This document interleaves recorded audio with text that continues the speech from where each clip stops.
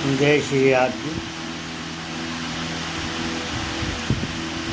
प्यारे साथ जी, आगे की शक्ति का ध्यान करते रहते हैं परंतु वो है कौन ये नहीं जानते। तो फिर ध्यान किसका करते हैं और ये बात कैसे मान ली जावे कि वो नहीं जानते। इस बात का प्रमाण मैं आपको देवी भागवत के 4थे अध्याय में लक्ष्मी विष्णु संवाद से देता हूँ। इसमें लिखा है कि भगवान विष्णु ने जन कल्याण का कार्य लक्ष्मी जी को सौंप रखा है। इसी कारण जगत के दुखों का निवारण करने के लिए लक्ष्मी जी ने 9 अवतार लिए। इन्हें आप माँ के रूप में जानते हैं, जैसे माँ काली, वैष्णो देवी आदि। लक्ष्मी जी के ये अवतार माँ के रूप में हुए। ये दुखों का निवारण करती हैं, इसलिए सुबह उठकर लक्ष्मी जी संसार में दुखों का निवारण करने आती हैं। और जब वो इस संसार में आ जाती हैं तो उनके पीछे भगवान विष्णु आराधना करने बैठ जाते हैं। जितने समय में लक्ष्मी जी संसार के कार्य निपटा कर वापस जाती हैं उतने समय तक ही भगवान विष्णु समाधि में लीन रहते हैं। जब लक्ष्मी जी के वापस आने का समय होता है तो भगवान विष्णु उनके आने से पहले समाधि भंग कर देते हैं। इस कारण लक्ष्मी जी को कोई पता नहीं था कि भगवान विष्णु भी किसी की आराधना करते हैं।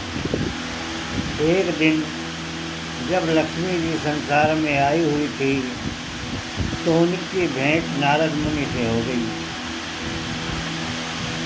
उस समय नारद जी ने लक्ष्मी जी से कहा, हे माता, आप इस संसार के कार्य में लगी रहती हैं और उधर पीछे विष्णु आराधना करने में लगे रहते हैं।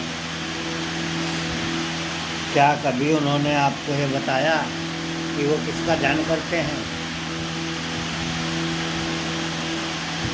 इस पर लक्ष्मी जी ने नारद से कहा, नारद जी, आप मुझे नहीं बगला सकते।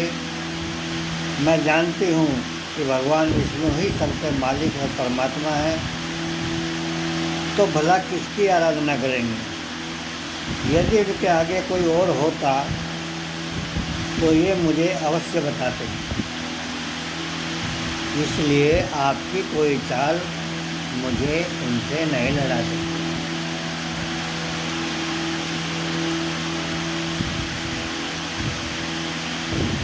नारद जी ने कहा, यदि वो उनकी बातों को झूठ मानती हैं तो स्वयं जाकर देख लें कि वो ध्यान करते हैं या नहीं। अब लक्ष्मी जी उस दिन जल्दी वापस चली गई। लौटकर देखा कि भगवान विष्णु ध्यान में लीन है। तब वो वहीं बैठकर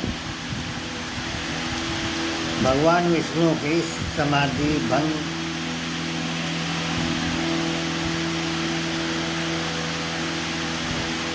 होने की प्रतीक्षा करने लगी। जिस समय भगवान विष्णु ने समाधि समाप्त की तो देखा लक्ष्मी जी आज जल्दी वापस आ गई।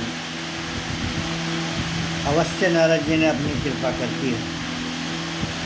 ये सोचकर वो बोले, हे प्रिय, आज आप जल्दी वापस आ गई, क्या बात है? तब लक्ष्मी जी ने नारद जी की बात बताते हुए कहा कि आप आज तक मुझसे झूठ बोलते रहे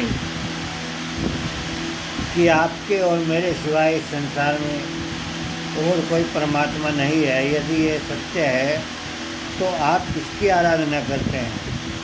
इसका अर्थ है कि आपके आगे और भी कोई है जिसकी आप आराधना करते हैं। अब आप कृपा करके मुझे उसके बारे में बताइए ताकि मैं भी उनकी आराधना किया करूं। बोलो श्री आत्मनाथ प्यारे सतगुरु शाकुंतल भाई।